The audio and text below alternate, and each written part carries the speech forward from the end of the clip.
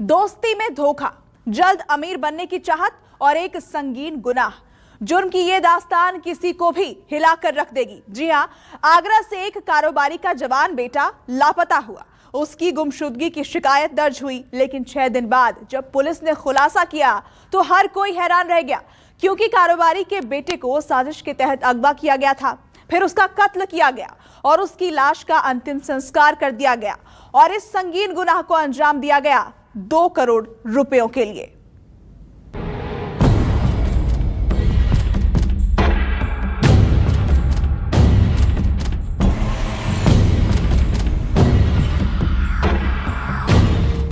PP kit में दोस्त का कत्ल, दोस्ती के नाम पर बड़ा छल।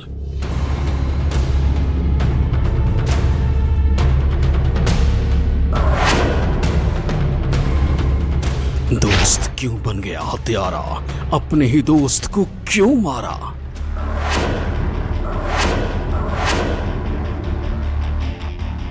पीपी किट में लिपटी लाशें और लाशों को शमशान के बाहर अंतिम संस्कार का इंतजार। इन तस्वीरों ने देश दुनिया को दहला कर रख दिया है। लेकिन इन्हीं तस्वीरों को देखकर एक दोस्त के जहन में खौफनाक साजिश ने जन्म लिया। उसने साजिश को अंजाम तक पहुंचा डाला। साजिश का शिकार बना 25 साल का नौजवान सचिन चौहान। सचिन चौहान आगरा के कोल्ड स्टोरेज कारोबारी सुरेश चौहान का इकलौता बेटा था, जिसे पहले अगवा किया गया और फिर उसकी हत्या कर दी गई। और गुनाह का ताना बाना सुमित आसवानी नाम के इस शख्स ने बुना। हैरानी ये कि सुमित आसवानी नाम का ये शख्स कोई अनजान नहीं है, बल्कि सचिन चौहान का खास दोस्त था। दोनों के पिता कारोबार में पार्टनर हैं। फिर दोनों के रिश्ते में ऐसा क्या हुआ कि साजिश बुनकर इस भयानक हत्याकांड को अंजाम दिया गया? बकौल पुलिस, सचिन के कत्ल की साजिश तो करीब 20 दिन पहले ही बुन ली गई थी, लेकिन शुरुआत 21 जून 2021 को हुई। तारीख 21 जून 2021, जगह दयाल बाग आगरा, वक्त दोपहर 3:30 बजे। सचिन चौहान ने अपनी मां को बताया कि वो किसी से मिलने जा रहा है। इसके बाद उसका मोबाइल भी स्विच ऑफ हो गया। रात को करीब 11:15 बजे कॉल आई तो परिजन रिसीव नहीं कर पाए। जब कॉल बैक की गई तो किसी और ने फोन रिसीव किया। 11:37 में मेरे पास फ़ोन आता है। मैं रात को सो रहा हूँ, मैं इसलिए नहीं उठा पाया। और 11:55 में मेरी मैसेज फ़ोन करती है कि बेटा तू है कहाँ। तो दूसरा कोई बंदा फ़ोन उठाता है और वो कहता है वो सो रहा है। तो उसने कि है कहाँ तू? ये नोएडा है। तो मैसेज कहती है कि नोएडा कैसे पहुंच गया? सामने से बंदा कहता है कि नोएडा, ये आपको मालूम होना चाहिए आपका बच्चा कहाँ कैसे पहुंच गया नोएडा में। उसके बाद उसने फ़ोन काट दिया, बंद कर दिया। अगले दिन यानी 22 जून को परिवार ने न्यू आगरा थाने में शिकायत दर्ज कराई। मामला शहर के बड़े कारोबारी के बेटे के लापता होने का था, लिहाजा बिना देर किए पुलिस ने कार्रवाई शुरू की। इसी के बाद रविवार को पुलिस को बड़ी कामयाबी मिली जब 5 आरोपियों को गिरफ्तार किया गया। जिन 5 लोगों को पुलिस ने गिरफ्तार किया उसमें कत्ल का मास्टरमाइंड सुमित आसवानी को बताया गया। इसके अलावा सचिन के ही परिवार का सदस्य हर्ष चौहान भी इस साजिश का हिस्सा था। बकौल पुलिस, साजिश के तहत 21 जून को पहले सचिन चौहान को फोन करके बुलाया गया और फिर उसे एक पुराने वाटर प्लांट में लेकर गए। सचिन को घर से बुलाकर वाटर प्लांट लेकर गए। यहां आरोपियों ने सचिन चौहान को शराब पिलाई, फिर सचिन के मुंह पर लेमिनेशन प्लास्टिक बांध दी। दम घुटने की वजह से सचिन चौहान की मौत हो गई।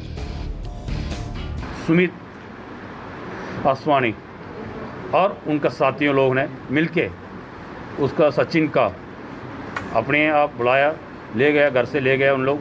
वहाँ जाके न्यू आगरा थाना क्षेत्र में एक अकोना वाटर प्लांट है, वहाँ ले जाके उनके साथ उन लोगों ने दारू पिया। दारू पीने के बाद उनका वहाँ पे सफोकेशन एस्पेक्सिया कराने के लिए उसका पूरा सिर पे लेमिनेशन पेपर से कवर किया। उसके बाद कवर करके उसका हत्या कराया। बकौल पुलिस, सचिन को अगवा करने और उसकी हत्या करने की साजिश पहले से रची गई थी। सुमित असवानी ने सारा प्लान करीब 20 दिन पहले ही बना लिया था। उसने इस साजिश में सचिन के परिवार के सदस्य हर्ष चौहान, अपने दोस्त रिंकू, हैप्पी खन्ना और मनोज बंसल को इसमें शामिल किया। क्योंकि सचिन की हत्या का प्लान पहले ही बना लिया गया था, इसलिए 21 जून को पहले सचिन को अगवा किया गया, फिर उसकी हत्या कर दी गई।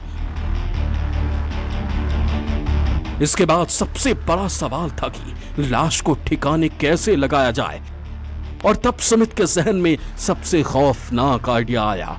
जी हाँ, पीपीई किट में लाशें देखकर सुमित को आइडिया आया कि अगर वो सचिन की लाश को पीपीई किट में लेकर शमशान जाए तो आसानी से उसका अंतिम संस्कार किया जा सकता है और किसी को पता भी नहीं चलेगा। इसके लिए पहले एक अलग कार की व्यवस्था की।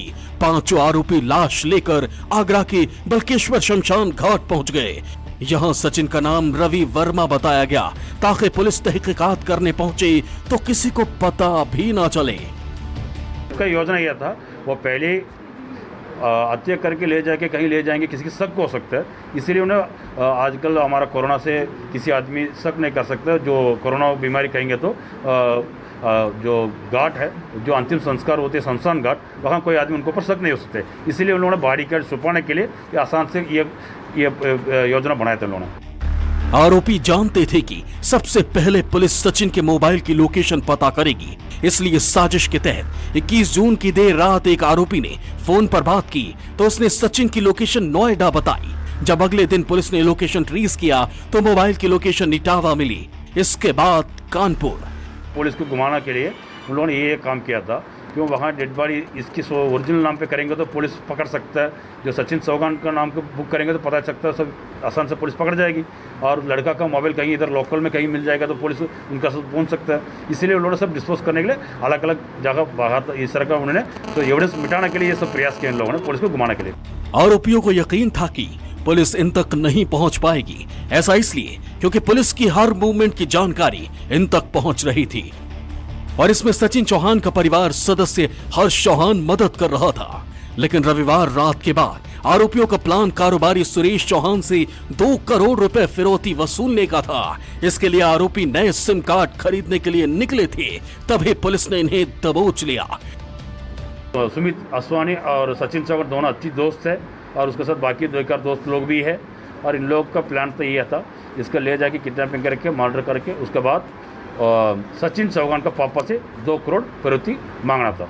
उसके बाद उन लोग का प्लान था आज से वो नया सिम खरीद के मोबाइल खरीद के आज से उनका फिरौती मांगना प्लान था। परिवार को बेटे की गुमशुदगी के बाद जिस बात का शक था वो सच साबित हुआ। दरअसल सुमित असवानी और सचिन चौहान के पिता कोल्ड स्टोरेज में पार्टनर हैं। सुमित के परिवार ने सचिन के परिवार को करीब 40 लाख रुपए उधार दिए हुए थे। इसे लेकर भी दोनों पार्टनर में विवाद चल रहा था।